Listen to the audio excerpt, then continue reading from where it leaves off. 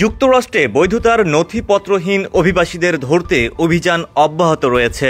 প্রতিদিনই দেশটির আইন শৃঙ্খলা বাহিনী বিভিন্ন অঙ্গরাজ্যে অভিযান চালিয়ে ধরপাকড় করছে। সেই সঙ্গে অভিবাসনের নীতিমালাও কঠোর করেছে দেশটির প্রেসিডেন্ট ডোনাল্ড ট্রাম্পের প্রশাসন। ট্রাম্প দ্বিতীয় মেয়াদে প্রেসিডেন্ট পদে শপথ নেওয়ার পর এ পর্যন্ত অন্তত ৫ লাখ অবৈধ অভিবাসীকে গ্রেফতার করা হয়েছে।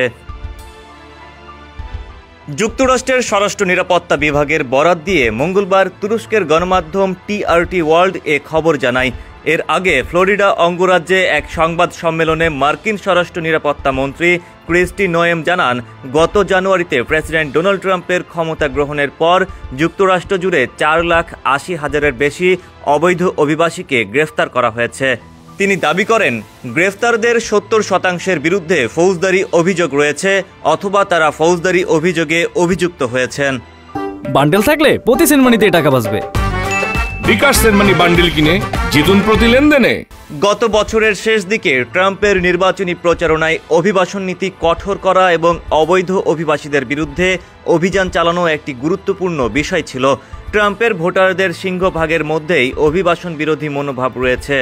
নির্বাচিত হলে প্রেসিডেন্ট হিসেবে দায়িত্ব নেওয়ার পরই ট্রাম্প দেশব্যাপী অভিবাসন বিরোধী অভিযান শুরু করেন।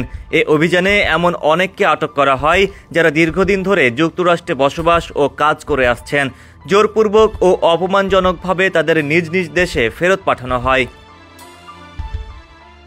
সংবাদ সম্মেলনে স্বরাষ্ট্র নিরাপত্তা মন্ত্রী ক্রিস্টি নোয়েম বলেন, দেশজুড়ে আমরা বিভিন্ন সম্প্রদায়কে আরও নিরাপদ করে তুলছি, যাতে সব পরিবার অগ্রগতি করতে পারে, তারা সমৃদ্ধ হতে পারে, তারা সে ধরনের স্বাধীনতা উপভোগ করতে পারে যা নিশ্চিত করতে এ দেশ প্রতিষ্ঠিত হয়েছিল। সোমবার মার্কিন তদন্ত সংস্থা এফবিআইয়ের পরিসংখ্যানের বরাত দিয়ে প্রেসিডেন্ট ট্রাম্প তার প্রশাসনের অধীনে আইন প্রয়োগকারী সংস্থার রেকর্ড ব্রেকিং কার্যকলাপের প্রশংসা করেন।